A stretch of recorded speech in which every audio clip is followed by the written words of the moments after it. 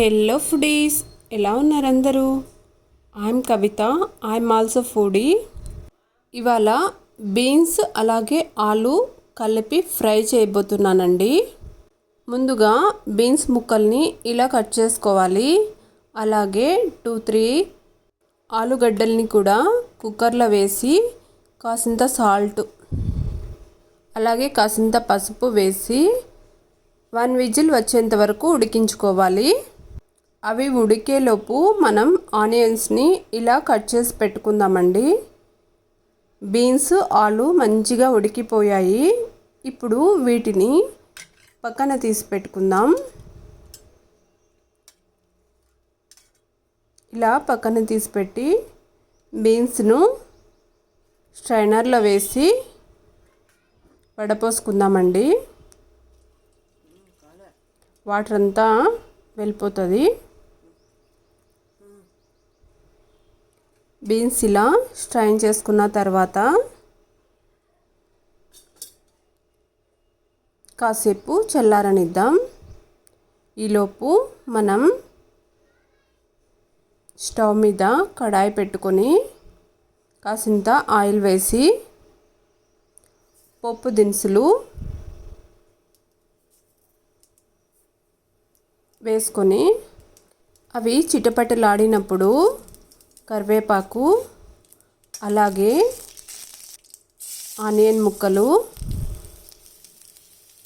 వేసి ఇంకాసేపు ఫ్రై చేసి ఇప్పుడు కట్ చేసి పెట్టుకున్న ఒక టమాటా ముక్కల్ని వేసి వీటిని కూడా బాగా ఫ్రై చేసి తగినంత సాల్ట్ వేసుకొని అలాగే కాసింత పసుపు కూడా వేసుకొని మంచిగా ఫ్రై చేసుకుందామండి.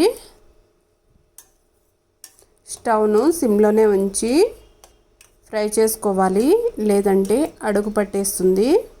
ఇప్పుడు మనం ముందుగా ఉడికించి పెట్టుకున్నాం కదా ఆలుని, వాటిని చిన్న చిన్న ముక్కలుగా కట్ చేసుకుందాం. ఇప్పుడు ఇందులోకి కాసింత ధనియా పౌడర్ వేసుకొని ఇలా ఫ్రై చేసుకుందాం. అలాగే కారంకి సరిపడా కారం పౌడర్ కూడా వేసి ఇంకొకసారి ఫ్రై చేసుకుందామండి. ఇలా మంచిగా ఫ్రై అయినాక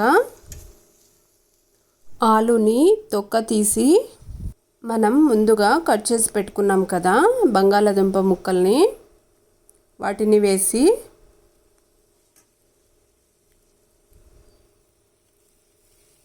ఒకసారి బాగా ముక్కలకు ఫ్రై మొత్తం పట్టేలాగా కలుపుకోవాలి.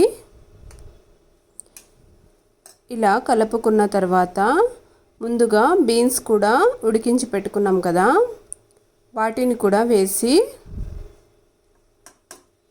ఇంకాసేపు బాగా ఫ్రై చేసుకుందాం. ఫ్రై మొత్తం బీన్స్ కూడా పట్టాలి కదా,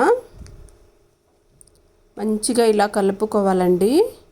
ఇలా కలుపుకున్న తర్వాత ఇందులోకి నేనైతే ఈరోజు